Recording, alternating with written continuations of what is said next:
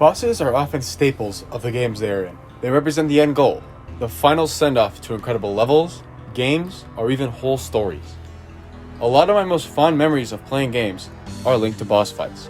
Bosses like Moonlord, Duke Fishshrine, Empress of Light, Devourer of Gods, Yaren, Supreme Calamitas, Jetstream Sam, Monsoon, Senator Armstrong, and Virgil have given me not just great challenges, but also great satisfaction.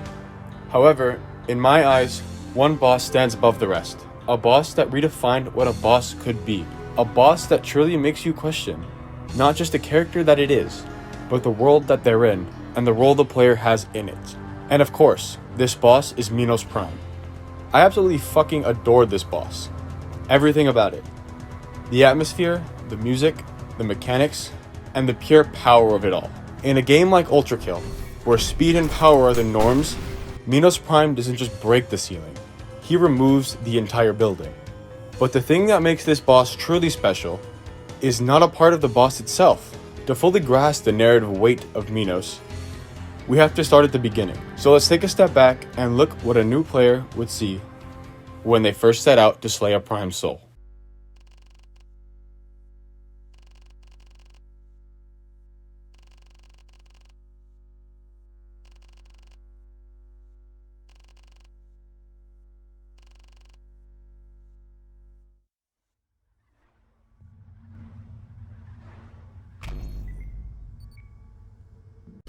When a player first steps foot into hell, they have no idea what they're doing. I personally still fondly remember almost frolicking around, trying to shoot coins or punch bullets. The stuff we all do when starting this game. As a player's skill increases, the difficulty ramps up alongside it, keeping them always on the cutting edge of gameplay. Is this player good? Hell no. They still have no idea how to, not die. This player will claw his way through V2, Corpse of King Minos, Gabriel, V2 again, Leviathan, and Gabriel again. Their level completions will consist of a sea of D's, C's, and B's. There are a few standout A's and S's. Many are contemptuous with this, but many are also looking for more challenges. Their hunger for conquest may not be satiated. So, this player decides to try to go through the entire game, getting the highest rank, S, in all categories of time, style, and kills. And would even go so far as to not die a single time while doing so. After beating O-1, this player will realize there is a rank, a golden P rank, that is bestowed upon them when achieving this feat. They will look at the remaining levels with a new fire in their hearts. There is a new goal that can be reached. Not just to beat the game, but to truly master it. As long as you do secrets and challenges, coward. As they slowly work through the game, again, they perhaps look a bit more into the world and the overall story. In the Lust layer, they pay closer attention to the motifs, the level design, and maybe even read. They learn about King Minos, a kind king who caused a renaissance in the layer, ending the eternal torment for the residents for the first time in possibly hundreds of thousands of years. They also learn of his cruel and unjust end at the hands of Gabriel. With this in the back of the player's mind, they continue knocking level after level off the list for completion. Eventually, they reach 3-1. In the funny stair room, they notice a bridge that doesn't connect to any other. They drop onto this bridge and discover that a door is on the end of it. Going through reveals something. A chamber, with a massive door with 8 glowing P's and 2 dark ones. This is their progress manifested. There is another end goal after this one. After P ranking the remaining 2 levels and bullying Gabriel, they return to 3-1. The door is fully lit up and now opens. As they descend into the level, they are clueless to the grueling challenge ahead.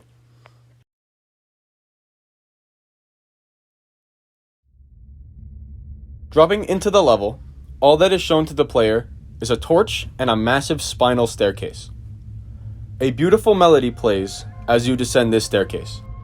But the further you go down, the more it starts to twist and distort. This is when the players will start to realize what's in store for them. Placing the torch and walking into the chamber starts the torment that is P-1. The thing standing in front of the player is an amalgamation known as the Flesh Prison. This thing is basically what you get when you mix ADHD and unhealthy amounts of caffeine. The attacks are basically random, and all of them force you to move. Not only is the boss chaotic, but the player's movement as well. The first attack a player will notice is the eyes spawned all around it. These eyes deal damage to the player, but not as much as the prison itself. It has 3 attacks: a white flash followed by 3 virtue sky beams, a blue flash followed by like 300 billion mind flare projectiles, and a blue flash followed by a black hole. After dealing with roughly half of its health, they experience this. Shit.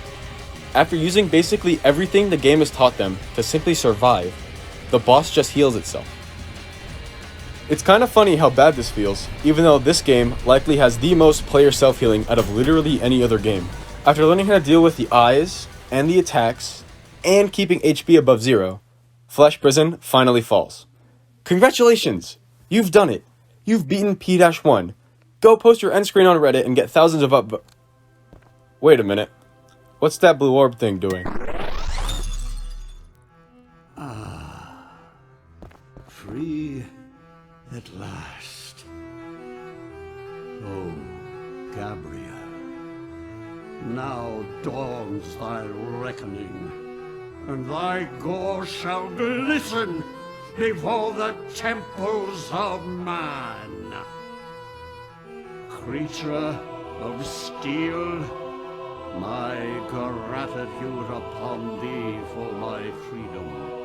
But the crimes thy kind have committed against humanity are not forgotten.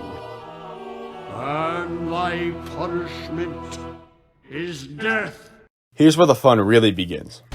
In the most stark contrast to the previous boss, Minos Prime is order. Beautiful, raw, punishing order. And this is done pretty on the nose. To make his attacks fair and telegraphed, Minos literally shouts what move he's doing before he does it. And trust me, it's in the player's best interest that they know what the next move is. Because most of the time, the next attack is gonna be the last one. There's a reason why everyone who has beaten this boss will have immediate psychological distress when they hear words like Die! Prepare thyself! I am now! Crush judgment! Minos Prime literally redefines punishment in Ultra Kill. He demands perfection. All of those P ranks that you've spent tens of hours doing have given you many lessons, but this is like a calculus exam for a 5th grader. You've got the bare minimum. You're gonna need some divine miracle to put whatever you've learned together to overcome this. Again and again, you die, but you inch ever closer to victory. 10 attempts, 20 attempts, 50 attempts. You're so close. Several times you've gotten into a sliver of HP remaining. The weight of all the deaths presses on your soul. You throw the final coin in your gun and...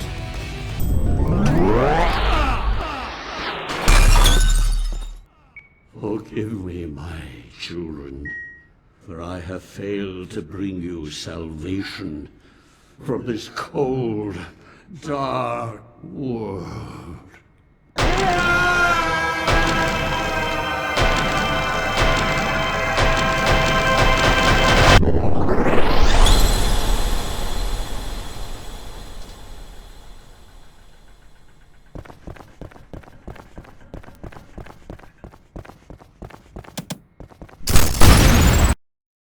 That's it. When you exit the level, you feel the greatest sense of accomplishment you've felt in this game. But then you look at the score. At that moment, you don't care.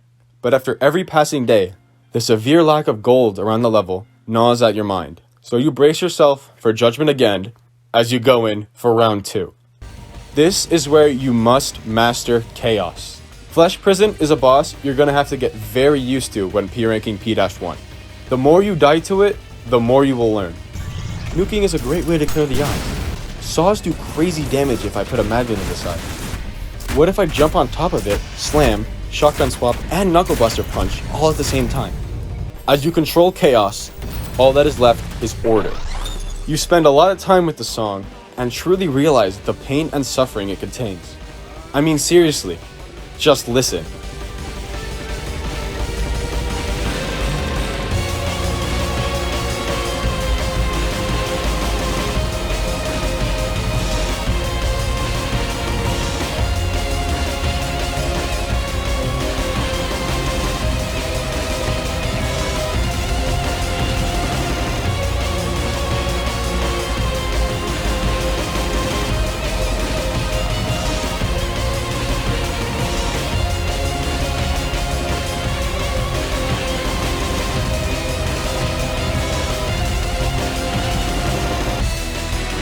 I can say with 100% certainty that this was the song that Squidward was listening to in the Sad Squidward meme.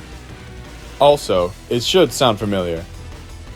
You can hear the desperation and the anger, but you can feel the depression and the loss. King Minos spent all of his afterlife constructing a city to protect others. He built a thriving metropolis off of his passion and love alone. When Gabriel came to kill him, Minos did not retaliate. He tried to reason with Gabriel, explained to him that people should not be tortured eternally for simply loving one another. When Minos was struck down, his people watched in horror. His body became a lifeless corpse, now destroying all Minos once built and cherished. Cursing himself for not being able to save his people, and living with the despair that all he worked for is reduced to rubble, he becomes a prime soul. This makes Minos the only good character in all of Ultrakill. He is selfless, honest, and rational. And we don't just kill his body, we kill his soul too. We all know that he does not deserve this. When you P-rank the level, the feeling of accomplishment is now met with a feeling of melancholy. You sort of want Minos to win. You want Minos to get his revenge. But the act of you simply being here means that is impossible. You are an impervious barrier, a wall that can never be broken, a fire that can never be extinguished. His attempts to get through you are useless. Hell is crumbling, reality is shattered, and you know that you are the cause. This is why Minos is the best boss, or at least my favorite by far.